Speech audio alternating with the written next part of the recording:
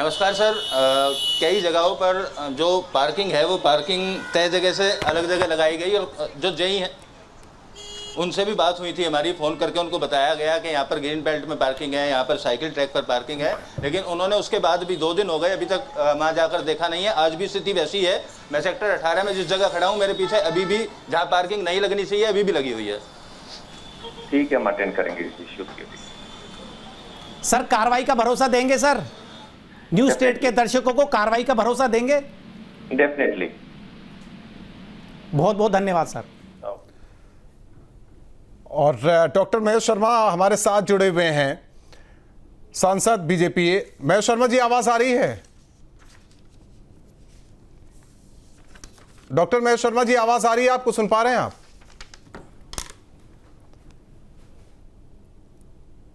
तो एक बार फिर से जुड़ने की कोशिश करेंगे। कई चीजें, जिस तरीके से आपकी सीईओ से बात हुई अनिल, तो कई चीजें ये हो रहा है कि आप कल आइए, ऑफिस में सारी चीजें देंगे, लेकिन रिस्पांस बहुत अच्छा था। रिस्पांस दावा उन्होंने किया है कि कार्रवाई करेंगे।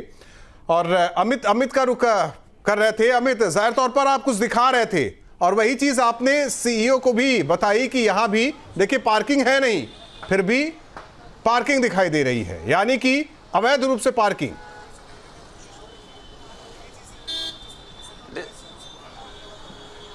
बिल्कुल, देखिए राहुल, इस पूरे प्रकरण की अगर बात की जाए या इस तरीके के जो भी घालमेल हैं, साठगांठ है, उनकी अगर बात की जाए तो कई बार जूनियर लेवल के जो अधिकारी हैं वो सीनियर अधिकारियों को इस बात की भनक तक नहीं लगने देते कि ग्राउंड पर किस तरीके का खेल किया जा रहा है। सीईओ डॉक्टर लोकेश एम की अगर बात की जाए तो उनके जानकारी तक अगर मामला पहुंचता है तो बड़ी कार्रवाई की जाती है। पिछले दिनों भी 1 लाख से 5 लाख तक का जो वर्क ऑर्डर रिलीज किया जाता था उस पर रोक इसीलिए लगाई कि कई तरीके की अनियमितताएं हैं। और अब न्यूज स्टेट की इस ग्राउंड रिपोर्ट को भी बारीकी से नोएडा प्राधिकरण के सीईओ देखेंगे, इस बात का पूरा भरोसा है हमको। और तस्वीर जो जिसकी मैं बात कर रहा था लोकेश एम जी से, वो तस्वीर भी मैं अपने दर्शकों को दिखाऊं। राहुल, मेरे पीछे आप देखेंगे तमाम गाड़ियां जैसे जैसे कैमरा लगा यहाँ से अब क्रेन के द्वारा हटानी शुरू की गई है। जो लाइन सामने की तरफ मैं दिखा रहा हूँ, इस लाइन में पार्किंग दूर तक लगानी बिल्कुल अलाउ नहीं है। केवल एक लाइन में यहाँ पर पार्किंग लगाई जा सकती है। और जो भी पार्किंग की पर्ची काटने वाले थे कैमरा लगने के बाद यहाँ से पूरी तरीके से नदारत है। ये रोड ऐसा है जहाँ वीकेंड के दिनों में आप गाड़ी लेकर निकल नहीं सकते हो।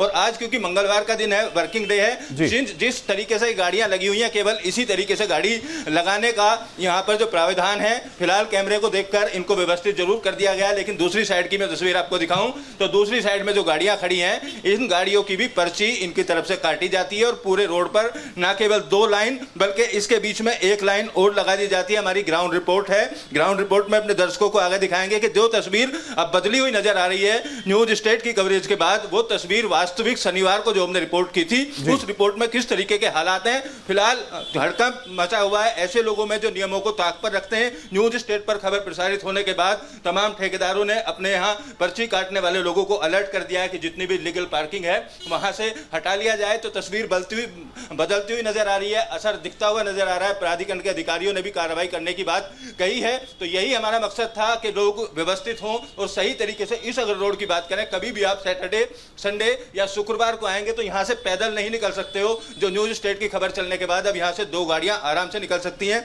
जिस जगह मैं खड़ा हूँ यहाँ तक की अगर बात की जाए तो इतना एरिया पार्किंग जो ठेकेदार हैं वो घेर कर रखते हैं, इसी तरीके से उस साइड में भी घेर कर रखा जाता है। तो यहाँ से केवल 1 गाड़ी मुश्किल से निकल पाती है। और 1 गाड़ी निकलने के बाद जो भी दूसरी गाड़ी सामने से आती है तो पूरा आगे ये मेन रास्ता है गुरुद्वारे के बगल से होकर जाने वाला, जो सेक्टर 18 चौकी तक जाता है, वेब मॉल तक जाता है। इस रास्ते का सबसे ज्यादा इस्तेमाल सेक्टर 18 में आने वाले लोग करते हैं। और यहाँ पर पूरी तरीके से अराजकता ही कहेंगे जो पार्किंग की पर्ची काटने वाले या ठेकेदारों की तरफ से लगातार चलाई जाती है। अलग अलग सेक्टरों में साफ तौर पर यह हमारी रिपोर्ट में सामने आया है कि तय समय में पार्किंग नहीं लगाई जा रही है, तय स्थान पर नहीं लगाई जा रही है। और 20 रुपए की जगह 80 रुपए, 70 रुपए, 60 रुपए इस तरीके की वसूली करने की भी कई वीडियो हमारी इस कवरेज में सामने आई हैं। फिलहाल अब देखना यही होगा, जो मंशा थी न्यूज स्टेट की, कि लोगों को जाम से निजात मिले। कई बार राहुल आपने देखा होगा, अगर आप खुद जाम में फंसते हैं तो ट्रैफिक पुलिस या पुलिस की तस्वीर सामने आती है और लोग पुलिस को उसका जिम्मेदार मानते हैं। ठीक है अमित, आपका रुख करते हैं। डॉक्टर महेश शर्मा जी, बीजेपी सांसद हमारे साथ जुड़ चुके हैं।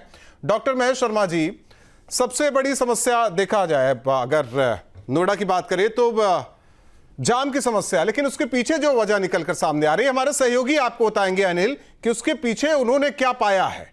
और वो उनके कुछ सवाल भी हैं। डॉक्टर साहब नमस्कार।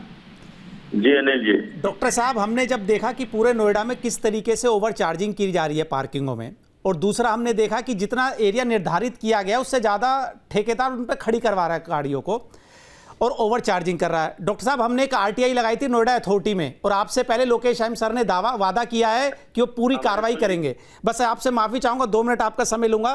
पहला हमारा क्वेश्चन था, बताने की कृपा करें कि नोएडा प्राधिकरण के अंतर्गत कितने वाहन पार्किंग स्थल निर्धारित किए गए हैं। सर, दूसरा सवाल था, इन अधिकृत पार्किंग स्थलों की सूची, उनका पूरा पता, लोकेशन तथा यदि संभव हो तो नक्शा मैप की प्रति उपलब्ध कराएं।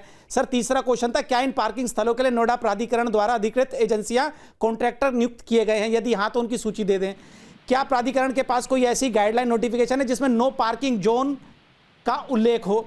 इसकी सूची दे दें। क्या 2024 से अब तक अवैध पार्किंग ठेकेदारों के खिलाफ अभी तक कोई कार्रवाई हुई? उसकी सूची दे दें। सर, इसका जवाब जो आरटीआई में ऑनलाइन आना था सर, उसका जवाब आया, सूचना संकलित नहीं है, आवेदनकर्ता एनटीसी कार्यालय में किसी भी कार्य दिवस में उपस्थित होकर प्राप्त कर सकता है। सर, अगले दिन हम गए, अगले दिन सर हम जब गए, मेरे सहयोगी अमित चौधरी और मैं गया, सर 6 पेज का एक कागज दे दिया जाता है, एक भी सवाल, जो 5 सवाल थे, एक भी सवाल का जवाब नहीं दिया जाता सर। उसके बाद सर हमने जब ग्राउंड रिपोर्टिंग करी, ग्राउंड रिपोर्टिंग में हमें क्या मिला? On camera sir overcharging मिली अलग अलग सेक्टर्स में सर, साइकिल ट्रैक पर वाहन खड़े मिले सर, ट्रैफिक जाम मिला सर, वहां से ठेकेदार भाग गए सर, ना कोई वर्दी में मिला सर, और निर्धारित एरिया से भी ज्यादा पार्किंग घेर रखी है सर।